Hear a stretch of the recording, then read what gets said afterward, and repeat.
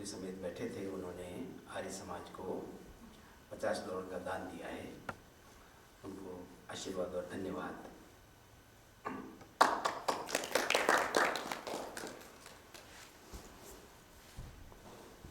हम उद्बोधन के कुछ शब्द बोल लें। बोलिए, हे सर्वाधार, हे सर्वदा सर्वांतर्यामिन सर्वंतर्यामी परमेश्वर, परमेश्वर, तुम अनंत काल से तुम अनंत काल से अपने उपकारों की अपने उपकार की वर्षा किए जाते हो। वर्षा की जाती है। प्राणी मात्र की प्राणी मात्र की संपूर्ण कामनाओं को संपूर्ण कामना तुम्ही तुम्हें प्रतिक्षण प्रतिष्ठित पूर्ण करते हो। पूर्ण करो। जो कुछ हमारे लिए जो कुछ हमारे लिए शुभ है शुभ है तथा हितकर है, तथा हित करे, उसे तुम उसे तुम बिना मांगे ही बिना मांगे हमारी झोली में हमारी झोली में डालते हो। डाल दे। हे जगत पिता परमेश्वर, हे जगत पिता परमेश्वर, हम में सच्ची श्रद्धा हमें सच्ची श्रद्धा तथा विश्वास हो। तथा विश्वास हो।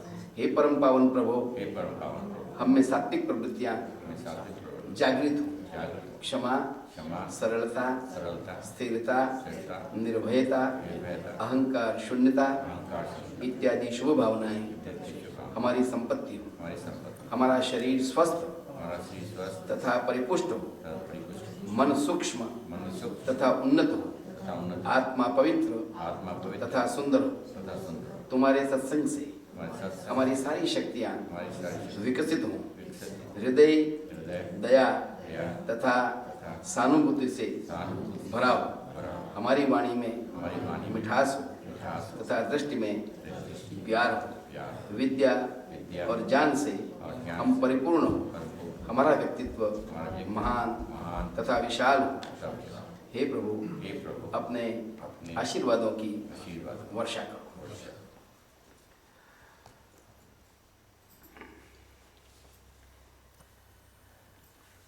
आपने परोपकारिणी सभा नाम की एक संस्था है, उसका नाम शायद सुना होगा। आर्य समाज से जो संबंधित हैं उनको मालूम है। आर्य समाज और आर्य समाज के संचालन के लिए सार्वदेशिक सभा, जो उसकी शिरोमणि सभा, उसकी पेरेंट्स बॉडी कह सकते हैं, उसे इंटरनेशनल आर्यन लीग भी कहते हैं, उसकी स्थापना भी ऋषि की मृत्यु के बाद जब समाजें बढ़ने लगी, उनका प्रबंध बढ़ने लगा, तो अलग अलग प्रदेशों में, अलग अलग प्रांत में, पूर्व पश्चिम उत्तम दक्षिण, पहले तो हिंदुस्तान में पूरे प्रांत नहीं थे, तो भाषा के हिसाब से अलग अलग प्रांत नहीं बने थे आज़ादी से पूर्व। तो उस समय उस हिसाब से उन समाजों का प्रबंध करने के लिए, मार्गदर्शन देने के लिए, क्योंकि उसमें सैद्धांतिक और व्यवहारिक व्यवस्था के साथ कानून व्यवस्था भी संभालनी होती थी, वैधानिक व्यवस्था। तो इसलिए हर क्षेत्र की, हर प्रदेश की एक प्रतिनिधि सभा बनती थी। प्रतिनिधि का मतलब कि उसमें अगर 100 गांव है तो 100 गांव में से अगर मान लो कि 100 समाजें हैं, समझने के लिए, किसी गांव में ना भी हो लेकिन जानकारी के लिए, आप समझने के लिए, तो वो 100 गांव के 100 प्रतिनिधि, उन प्रतिनिधि का नियम ऐसा होता था कि 11 सदस्य होने पर एक समाज बनती थी, और 11 समाज बनने पर जब सब बन जाए तो रजिस्टर हो जाए, ऊपर की सभा उसे स्वीकृत कर लें, तो 100 गांव में से 100 प्रतिनिधि कैसे होंगे? तो बोले एक समाज अगर 11 सदस्य है तो एक प्रतिनिधि, अगर फिर वो 20 हो गए तो 2 प्रतिनिधि, किसी समाज में 30 है तो 3 प्रतिनिधि, ऐसे संख्या के हिसाब से उसमें नियम बना था, पर मिनिमम एक प्रतिनिधि हो। तो उन सब प्रतिनिधियों को मिलकर 100 गांव के 100 प्रतिनिधि मिलकर एक प्रतिनिधि बन गई सभा।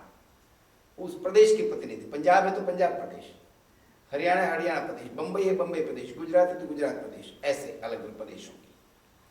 तो वो जब बन गई तो मान लो ऐसे 25 प्रदेशों की 25 प्रतिनिधि सभाएं बन गई।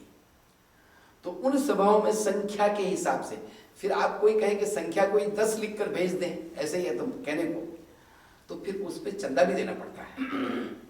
पार्ट के जो नियम होता है दशांश कि अगर 10 प्रतिनिधि है तो 10 प्रतिनिधि के हिसाब से आपको, अरे 10 संख्या है 11 की एक समाज, तो उसके हिसाब से उतना आपको पैसा देना होगा, मिनिमम दशांश इतना देना होगा। अगर 20 हो गए तो फिर उसके हिसाब से, तो फिर उतने प्रतिनिधि तय होंगे। तो वो सारी प्रतिनिधि सभाएं मिल गई, उन प्रतिनिधि सभाओं के उस हिसाब से प्रोपोर्शनेट वो जो सदस्य होंगे, 200 हुए, 400 हुए, 500 हुए, सब मिलाकर सबका चुनाव होगा और उसमें से जो एक सभा बनेगी सार्वदेशिक, सब देशों की, सब प्रदेशों की, वो सभा जो बनी वो सार्वधिक सभा, शिरोमणि सभा। इस सामान्य व्यवस्था की बात मैं बताता हूँ। लेकिन ऋषि दयानंद जब थे और जब आर्य समाज पहली बन गई बम्बई की, लाहौर की, और उसके बाद फिर और समाजें बनने लगी, उनके सामने कई समाजें बन गई थी। और फिर उस समय उन्होंने मरने से पहले, चूंकि ऋषि दयानंद सन्यासी थे, त्यागी थे, उन्हें अपने लिए तो कुछ चाहिए नहीं था, लेकिन उनके सामने इतना बड़ा काम था कि उस काम के लिए समय, शक्ति और धन सबकी आवश्यकता थी। तो वे अधिकतर जिन जिन क्षेत्रों में प्रचार करते थे, जाते थे, वहाँ से धन आता था। अच्छा, कुछ काल के लिए वे राजे महाराजाओं में, राजस्थान के क्षेत्र में भी बहुत घूमे। उसके पीछे उनका उद्देश्य और भी था। प्रचार के साथ साथ देश पराधीन था और स्वतंत्र राजाएं थे, राजा लोग देश में थे, तो उन राजाओं पर और उन राज्यों पर वो प्रभाव डालना चाहते थे कि हमारा धर्म, हमारी संस्कृति, हमारे आदर्श, हमारा सब कुछ बचा रहे। और अधिकतर जहाँ राजा होता था वहाँ राजा के नियम से प्रजा चलती थी, राजा के कानून से प्रजा चलती थी, राजा की इच्छा से सब चीज़ें चलती थी। तो इसलिए एक सधे सब साध अगर राजा को समझा लिया, जैसे कि आपने भारतीय इतिहास में देखा होगा कि एक काल ऐसे आया कि अशोक जो है सम्राट, वो बौद्ध हो गया और उसने बुद्ध धर्म को स्वीकार किया। वो बुद्ध धर्म को स्वीकार किया तो फिर सारी प्रजा में बौद्ध धर्म का ही प्रचलन शुरू हुआ और उससे बौद्ध धर्म के प्रचार में काफ़ी गति और वेग मिला उस जमाने में। तो राजा के हिसाब से तो ऋषि दयानंद ने जो बड़े बड़े राजे थे उनको, जयपुर है, उनमें उनके प्रभाव में जो नहीं आए, उनमें एक जयपुर स्टेट था, वे ज़्यादा वो वैष्णव और परंपरागत था, तो उनमें नहीं आने में जो वहाँ पंडित पुजारी लोग थे उनका बड़ा भारी हाथ रहता था। तो जिन जिन राज्यों में, जिन जिन राजाओं के पास स्वामी जी गए, वहाँ जब उनका प्रचार होता था तो स्वामी जी आग्रह रखते थे कि मैं आपके, और राजे लोग बुलाते थे उनको, तो आग्रह रखते थे कि मैं एक शर्त पर आऊँगा। आपके वहाँ प्रवचन तो होगा, ठीक है, कथा हो जाएगी, ये भी ठीक है, लेकिन आपके वहाँ जो राजा है, अगर आप हमारे पास, राजधर्म क्या है, क्योंकि ऋषि बड़े बुद्धिमान थे, बड़े ज्ञानी थे, बड़े फार साइटेड थे और सब कुछ समझते थे वो कि कहाँ अय्याशी चल रही है, कहाँ प्रजा दुखी है, कहाँ गड़बड़ी चल रही है, कहाँ ठीक से काम नहीं हो रहा है। तो सीधा नहीं कहते थे, वो कहते राजा राजधर्म का अध्ययन करे। तो कहते आप राजा अगर समय देता है तो मैं आऊँगा, अगर राजा को, महाराजा साहब को इच्छा है तो बड़ी श्रद्धा से राजा लोग भी उनको बुलाते थे कई। तो उनका नियम होता कि 2 घंटा हमारे पास रोज राजधर्म पढ़ोगे। तो महर्षि मनु द्वारा रचित मनुस्मृति का विशेषकर राजधर्म और अन्य ग्रंथों से वो पढ़ाते थे उनको, राजाओं को, कि भी राजा का क्या कर्तव्य है, राजा का क्या आदर्श है, राजा का क्या जीवन होना चाहिए, उसकी क्या दिनचर्या होनी चाहिए, प्रजा के प्रति उसका क्या कर्तव्य है, अपने मिनिस्टरों के प्रति क्या कर्तव्य है, अर्थशास्त्र कैसा होना चाहिए, पशुपालन, सारी चीज़ों के विषय में वो ऋषि जी कराते थे। तो फिर ऋषि को दक्षिणा भी देते थे। तो राजा महाराजा अपने हिसाब से, कहीं किसी ने स्वर्ण मुद्रा उनको दी, कहीं किसी ने कैश दिया, कहीं किसी ने कुछ और चीज़ दे दी, कहीं ऋषि ने कह दिया ये चीज़ छप रही, तुम छपा दो उसको सीधा ही, तो ठीक है। तो ऋषि के पास जो पैसा आता था और जो साधन संपत्ति जो आती थी, वो उन्होंने ऐसा प्रबंध कर रखा था कि ऋषि दयानंद को कुछ लोग थोड़ा कंजूस भी कहते थे। वो कंजूस नहीं थे, वो इकोनॉमिक थे, उनका बड़ा व्यवस्थित आयोजन था। और वो चार्टर्ड अकाउंटेंट तो नहीं बने थे, लेकिन उनका जो अकाउंट साइड जो उनकी थी वो ऐसा कहते थे कि सर्वे शामेव शौचा नाम अर्ध शौचम परमम श्रुतम। ये मनुस्मृति का श्लोक है। सर्वे शामेव शौचा नाम कहते संसार में और जीवन में जितनी शुद्धि है वो शुद्धियां तो सामान्य है। शुद्धि से क्या मतलब, हाथ गंदे हुए तो हम साबुन से धो लेते हैं तो हाथ शुद्ध कर लिए, कपड़ा गंदा होता तो कपड़े को धो लिया, और कोई चीज गंदी हुई आजकल तो इतने साधन निकले, कोई स्प्रे कर दिया आपने ठीक कर दिया। तो कहते हैं इन सारी जो अशुद्धियां हैं उनको हम दूर करते हैं। तो कहते हैं सर्वेशाम, सारी शुद्धियों में एक शुद्धि सबसे बड़ी शुद्धि है। बोले कौन सी? कहते हैं सर्वेशाम एवं शौचा नाम, शौच यानी शुद्धि, पवित्रता। सब शुद्धियों में अर्थ शौचम परमम सुतम, अर्थ की शुद्धि, पैसे की शुद्धि, धन की शुद्धि, पवित्रता। बोले धन की पवित्रता कैसे है? लोग कहते हैं धन को दूध से धो लो, लक्ष्मी को धोते हैं वर्ष में एक बार, वो एक पूजा का हिस्सा बन गया। तो कहते हैं वो उसके पीछे प्रयोजन क्या है? कहते नहीं, आपका धन शुद्ध रहे इसका क्या मतलब है? कहते एक तो शुद्ध कमाई हो और फिर वो जो धन है उसका प्रामाणिक उपयोग हो, उसका ठीक से। तो कहते हैं कि अर्थ शुद्धि। आजकल सर्वत्र जो संस्थाओं में, चाहे सामाजिक संस्था हो, चाहे धार्मिक हो, चाहे राजनीतिक हो, चाहे आर्थिक हो, चाहे शैक्षणिक हो, चाहे सांस्कृतिक हो, जितनी भी संस्थाएं, संगठन दुनिया भर में सब जगह 19-20 का अंतर है। तो वहाँ जो संघर्ष सब जगह चलता है, दलबंदियां हो जाती, क्यों हो जाती है? उसके पीछे मूल प्रयोजन सिद्धांत नहीं है, आदर्श नहीं है। उसके पीछे प्रयोजन क्या होता है कि लोगों को उसके आदर्श में या संपत्ति में रुचि कम होती है। सिद्धांतों में उसको रुचि होती है संपत्ति में, कि हम कैसे उस पर कब्जा करें, उसको कैसे हड़प कर लें, उसका कैसे अधिकार जमाएं। ये जो मनोवृत्ति और प्रवृत्ति हो गई है, तो उससे फिर उसमें संघर्ष होता है, और संघर्ष हो रहा है, फिर बंटवारा होता है, तो विवाद भी होता है, कहीं कहीं कोर्टबाजी भी होती है, और संस्थाएं टूटती भी हैं, बिखरती भी हैं। तो ऋषि दयानंद इस बात को भली भांति जानते थे। तो इसलिए वो अगर सेवक को भी कहते थे कि भी 1 रुपया दिया है, उसमें से इतनी चीज तुम ले आओ, तो अगर उसमें से वो अगर 9 आने की चीज लाया, तो अब कितने आने, 7 आने बचे, तो इसका हिसाब पूरा आना चाहिए। उसमें उस जमाने में पाई चलती थी, जहाँ सेंट है ना, ऐसे वो उस जमाना था पाई। हम छोटे थे तब तक पाई को देखा था, फिर खत्म हो गई थी वो, तो वो सेंट जैसा होता था, कॉपर का सिक्का। तो कहते पाई पाई का हिसाब, जो ऐसे हमारे वहाँ कहावत रही भारत में कि भाई पाई पाई का हिसाब होना चाहिए। यानी हिसाब की जहाँ बात आती थी वहाँ कहते थे, चाहे भाई भाई का हो, चाहे पिता पुत्र का हो, चाहे गुरु शिष्य का हो, वो कहते भाई हिसाब कौड़ी का और बख्शिश लाख की, एक कहावत थी। हिसाब कौड़ी का और बख्शिश लाख की, यानी हिसाब तो कौड़ी का भी, पाई का भी गिन लेना है, फिर बख्शिश चाहे आप 10 की दे दो, 20 की दे दो, ये अलग बात है। तो ऋषि दयानंद इस मामले में बहुत ही जागरूक थे, और उनके व्यवहार और स्वभाव का एक हिस्सा था। तो इसलिए उनको जहाँ भी कहीं जो प्राप्त होता था, वो जब ये धन प्राप्त हुआ और होने लगा, तो उन्होंने सबसे पहले एक बात की कि उस धन का उपयोग क्या हो। तो उनका प्रयोजन, तो उद्देश्य तो वेद था, और वेद का प्रचार प्रसार हो, और वेद का प्रचार प्रसार वाणी से तो हो, लेकिन लेखन से भी हो। तो जो किताबें वेद के बारे में लिखा जाए, तो लिखने को तो बहुत है, हमें 10 किताब लिख लेके सवाल होता है छापे कौन? तो ये चाहिए, फिर छपने के लिए पैसे चाहिए। तो ऋषि ने इतना उनका बढ़िया सूक्ष्म आयोजन था कि पहले तो बनारस में छपवाते थे शुरू में, फिर इलाहाबाद में छपाते रहे जहाँ प्रेस थे।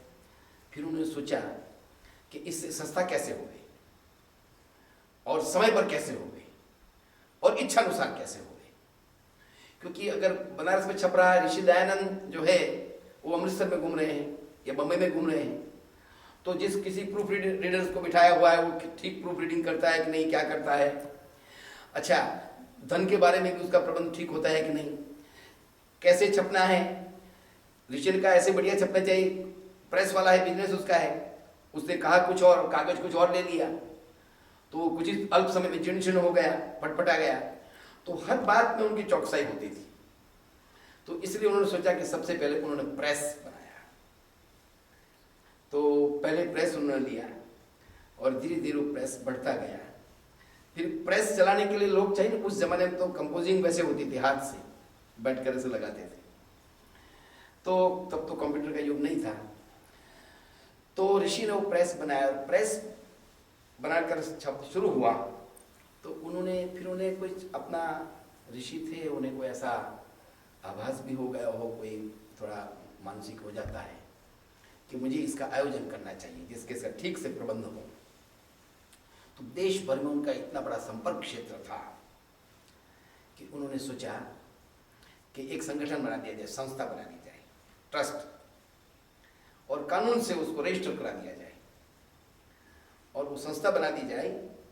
तो उस ऋषि दयानंद के दिल में क्या कल्पना होगी आप सोच सकते हैं। उनके जो विचार, उनकी आइडियोलॉजी, उससे वो रिफ्लेक्ट होता है उनके उसमें, कि उन्होंने तय किया नाम परोपकारिणी सभा, यानी ये काम परोपकार के लिए है, कोई पर्टिकुलर किसी के नाम पर है, किसी पर नाम नहीं उसका। तो परोपकारिणी सभा के नाम से उन्होंने ट्रस्ट बनाया, रजिस्टर कराया, और ट्रस्ट रजिस्टर कराकर उन्होंने सोचा कि मेरा मनुष्य का शरीर है, कल मैं ना भी रहूं, तो इसका प्रामाणिकता पूर्वक ईमानदारी से इसका प्रबंध चलता रहे। तो इसलिए कुछ ऐसे लोगों को ट्रस्टी बनाऊं कि जिसके पास दो बातें हों। पहली बात तो ये हो कि उनका व्यक्तित्व, चरित्र अच्छा हो और वे संपन्न हो, जो ट्रस्ट को चला सके, नंबर 1। नंबर 2 कि उनकी इसमें आस्था हो, जो मिशन है, जो प्रयोजन है, जो उद्देश्य है, उसमें उनकी श्रद्धा होनी चाहिए। तो इन 2 बातों का ध्यान रखते हुए उन्होंने ईस्ट, वेस्ट, नॉर्थ, साउथ पूरे भारत में ऐसे लोगों को सिलेक्ट किया। कहीं कोई राजा महाराजा थे, कहीं कोई कोर्ट के जज थे, कोई बहुत बड़े लोग उनसे प्रभावित थे। उस जमाने में आप आश्चर्य करेंगे, कम्युनिकेशन और ट्रांसपोर्टेशन तो ऐसा आसान नहीं था। अगर पुणे में बैठा हुआ कोई है तो वो कोई दौड़कर बनारस या अजमेर ये आसानी से नहीं जा सकता था, लेकिन उन्हें विश्वास था कि ऐसे ऐसे लोग होंगे तो उनका जो प्रभाव है। तो उन्होंने वो जो सभा बनाई और ऋषि दयानंद ने उस सभा को बनाकर विल बनाया। संसारिक लोग तो विल बनाते हैं, आजकल सन्यासी लोग तो विले बनाते हैं कि मेरे बाद मेरा ये चेला है उसी के पास रहे। तो संपत्ति ज़्यादा ज़्यादा कितनी सुरक्षित रहने के बजाय संपत्ति बढ़े कैसे, और उनके चेले चपाड़े मौज मजा कैसे करते रहे, वही उद्देश्य होता है। ऋषि दयानंद ने जब विल बनाया तो उन्होंने विल में 2 बातें रखी। अपने लिए एक बात रखी जो उनसे संबंधित थी, और दूसरी बात उन्होंने वेद और परोपकार के लिए रखी। अपने लिए क्या रखी कि भी मैं कल मर गया तो मेरी अंतिम क्रिया होगी तो कैसे होगी। तो मैं लोगों को उपदेश देता हूं, मैंने संस्कार विधि लिख दी, मैंने नियम बताया कैसे ऐसे अंतिम क्रिया हो, फ्यूनरल सेरेमनी शास्त्र के अनुसार। तो उन्होंने अपने लिए प्रबंध कर दिया, लिख दिया कि ऐसे मेरी अंतिम क्रिया में जहां भी कहीं चलते फिरते कहीं मरमरा गया, हो सकता है मेरे भक्त वहां आसपास न हो, तो जो मेरे भक्त हों इतना इसका प्रबंध करें, उसके लिए मैं 1 सहस्त्र रुपया अलग रख कर जाता हूँ। यानी आज का आप समझते 1 लाख हो सकता है। ऋषि दयानंद का अगर 1880 का अगर 1000 रुपया है हिंदुस्तान में, तो आज का 1 लाख रुपए तो अवश्य होगा। तो वो जैसा मानते थे कि इतने मन चंदन की लकड़ी, इतना केसर, इतनी कस्तूरी, इतना घृत, इतनी सामग्री, शुद्ध सामग्री, इतने पदार्थ डालकर, जैसे उन्होंने संस्कार विधि लिखा है, ऐसे कहा भी मेरे लिए भी ऐसे ही हो, ऐसे पूरा। हालांकि सब लोग तो ऐसा नहीं कर पाते हैं, यहाँ की बात तो अलग है, देश में भी नहीं कर पाते हैं। तो उन्होंने अपने लिए कहा कि किसी के पास मांगना नहीं, वो प्रबंध है हमारा। और हिंदुस्तान में एक प्रश्न नहीं था। हिंदुस्तान में तो कोई अपरिचित साधु सन्यासी मर जाए तो 50 लोग इकट्ठे हो जाएंगे, तुरंत उसका प्रबंध हो जाएगा, पर ऋषि नहीं चाहते थे। उसके बाद उन्होंने दूसरा प्रबंध इसके लिए किया, अपने लिए। तो जो ऋषि ने कहा, उनका जो विल है, जो वसीयत, वो तो बहुत लंबा चौड़ा है। कहते मैं दयानंद सरस्वती निम्नलिखित 23 सज्जन आर्य पुरुषों की सभा को वस्त्र, पुस्तक, धन और यंत्रालय आदि अपने सर्वस्व का अधिकार देता हूं। मेरे पीछे वो सब उसका प्रबंध करेंगे परोपकार के लिए। इसको परोपकार के शुभ कार्य में लगाने के लिए अध्यक्ष बनाकर यह स्वीकार पत्र यानी वसीयतनामा, विल, स्वीकार पत्र कहते हैं उसे संस्कृत में, स्वीकार पत्र लिख देता हूं कि समय पर काम आए। इस सभा का नाम परोपकारिणी सभा है और निम्नलिखित 23 महाशय इसके सभासद हैं। 23 महाशय, महापुरुषों को, महान लोगों को, बड़े लोगों को उन्होंने उसका ट्रस्टी बनाया, सदस्य। पहले कौन है? नंबर 1 श्रीमन महाराजाधिराज मही महेंद्र यावदार्य कुल दिवाकर महाराणा जी श्री 108 सज्जन सिंह जी वर्मा, GCSI, ये GCSI MBA SC डिग्रियां और उपाधियां ब्रिटिश सरकार देती थी अपने राज्य में, जिनको विशेष मान देना होता था। अलग अलग कैटेगरी होती थी, नाइटहुड होता है ऐसे ऐसे, जैसे इंग्लैंड में भी आजकल देती रानी ऐसे, क्योंकि ब्रिटिशों का राज था तो ये डिग्री ली। उदयपुराधीश राज्य मेवाड़ सभापति, ऋषि दयानंद को मेवाड़ के, उदयपुर के राणा राज्य परिवार के लिए बहुत मान था। उस मान में किसी को भेदभाव लग सकता है, लेकिन उस भेदभाव के पीछे उनकी वृत्ति ये थी, उनकी समझ ये थी कि पूरे भारत में केवल एक विशिष्ट राज्य था उदयपुर, जहाँ के महाराणा प्रताप थे, जिन्होंने आर्य संस्कृति और हिंदुत्व की रक्षा के कारण अंत तक अकबर के साथ और मुगलों के साथ संघर्ष करते हुए चाहे कितनी हानि उठानी पड़े लेकिन रक्षा की थी कि हम अपनी बहन बेटियों को उनमें नहीं देंगे। हालांकि उसकी बजाय जयपुर स्टेट बड़ा था, जिसको उस जमाने का आमेर है, आमेरगढ़ नाम था, जय सिंह बने उसके नाम से जयपुर बना, उस समय जयपुर नाम नहीं था। तो लेकिन फिर भी उनकी परवाह नहीं थी, बड़े बड़े होते क्या हुए, बड़े हुए तो इतिहास में स्वर्णाक्षरों के नाम तो उदयपुर का राणाओं का लिखा, तो उन्होंने उनको सभापति बनाया क्योंकि वो ऋषि के शिष्य भी बने थे। Number 2 Lala Mulraj MA extra assistant commissioner प्रधान आर्य समाज लाहौर, उनको इस ट्रस्ट का प्रधान बनाया, मूलराज जी को। श्रीयुत कमीराज श्यामल दास जी उदयपुर राज्य मेवाड़, उनको मंत्री बनाया ट्रस्ट का। नंबर 4 लाला राम शरण दास जी उप प्रधान आर्य समाज मेरठ, जो मेरठ के मंत्री थे, उनको इसका फिर एक मंत्री बनाया। पंड्या मोहनलाल विष्णुलाल उदयपुर जन्मस्थान मथुरा, उनको उप मंत्री बनाया। श्रीमन महाराजा धीराज श्री नाहर सिंह जी वर्मा शाहपुराधीश, वो भी ऋषि के परम भक्त थे। वो एक, अब जो सदस्य ये अधिकारी हो गए, अब बाकी अब जो ट्रस्टी कौन कौन है। श्री राव तख्त सिंह जी बेदले राज्य मेवाड़ सभासद, श्रीमंत राज राणा श्री फतेह सिंह जी वर्मा भीलवाड़ सभासद राजस्थान सभा, श्रीमंत मावत अर्जुन सिंह जी वर्मा असंध सभासद, ये छोटे छोटे राज्य हैं स्टेट। श्रीमंत महाराजा श्री राज सिंह जी वर्मा उदयपुर सभासद राज परिवार के।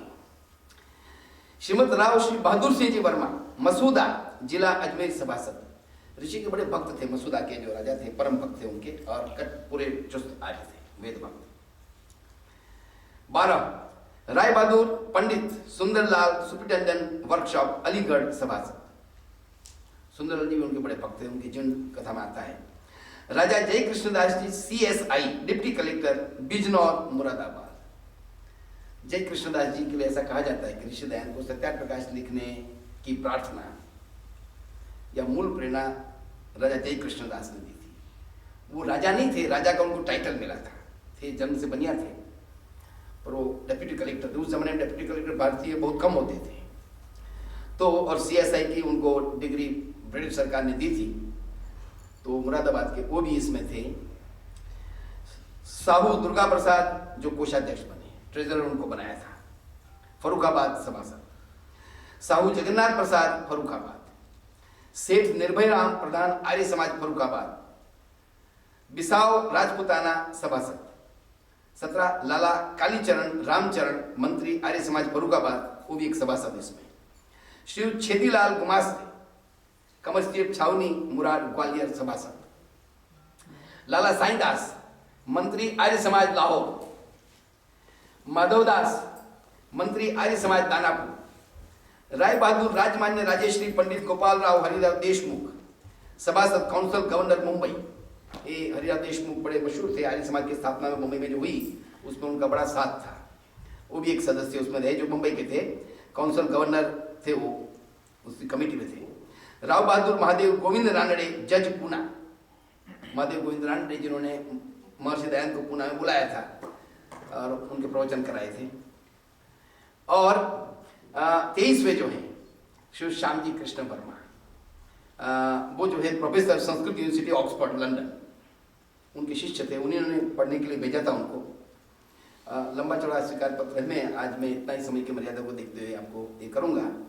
और फिर उन्होंने स्वीकार पत्र के नियम लिखे कि स्वीकार पत्र में क्या होगा। तो ये ऋषि दयानंद का वसीयतनामा परोपकारिणी सभा इस समय चल रही है, अजमेर में है। अभी तो उसकी करोड़ों की अरबों की संपत्ति हो गई है। बहुत बड़ा उपदेशक महाविद्यालय है, बहुत बड़ा गुरुकुल है, बड़ा भारी वैदिक यंत्रालय यानी वेद का बड़ा भारी प्रेस बहुत बड़ा है, लेटेस्ट बना दिया है। अब वानप्रस्थाश्रम भी है और कई और भव्य भवन बन गए हैं आपकी जानकारी के लिए। तो ये ऋषि दयानंद के वसीयतनामा का एक हिस्सा मैंने आपके सामने रखा। मेरा ख्याल है हम आरती कर ले मिलकर। फोन करना, कोहिनूर को फोन करें।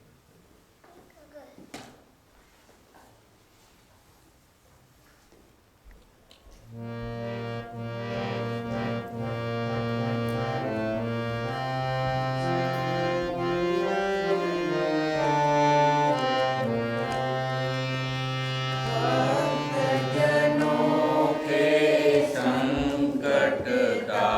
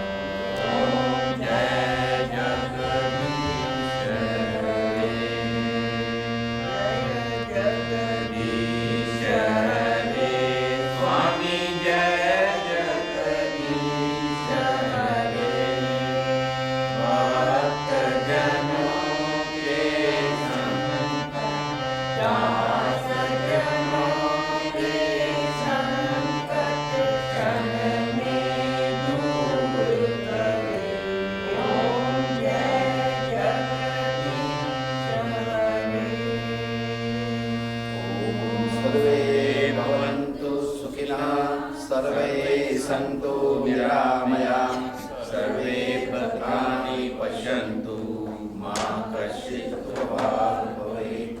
सबका भला करो भगवान, सब पर दया करो भगवान, सब पर कृपा करो भगवान, सबका सब विधि हो कल्याण। सब वेद पढ़े सुविचार बढ़े, बल पाए चढ़े नित ऊपर को। अविरुद्ध रहे ऋजु पंथ कहे, परिवार कहे वसुधा वर को। ध्रुव धर्म धरे पर दुख हरे, धन त्याग तरे भव सागर को। दिन फेर पिता भर दे सविता, हम आर करें भूमंडल को। ओम द्यौ शांति अंतरिक्षं शांति पृथ्वी शांतिरापः शांतिरोषधयः शांति वनस्पतयः शांतिर्विश्वे देवा शांति ब्रह्म शांति सर्वगं शांति शांतिरेव शांति सामा शांतिरेधि। ओम शांति शांति शांति। जो बोले सो अभय वैदिक धर्म की जय। भगवान रामचंद्र महाराज की जय। योगेश्वर कृष्णचंद्र महाराज की जय। महर्षि दयानंद की जय। भारत माता की जय। God bless America. भोजन का मंत्र हम बोल लें। ओम अन्नपते अन्नस्य नोदी अन्नमेवस्य सुषुमेना प्रप्रदातारं दारिश उर्जन्नो दीति पदे चतुष्पदे। जो स्मारिका लेना चाहें हमारे पास कॉपी है वो ले सकते हैं। एक बहुत अच्छा नई पद्धति का कैलेंडर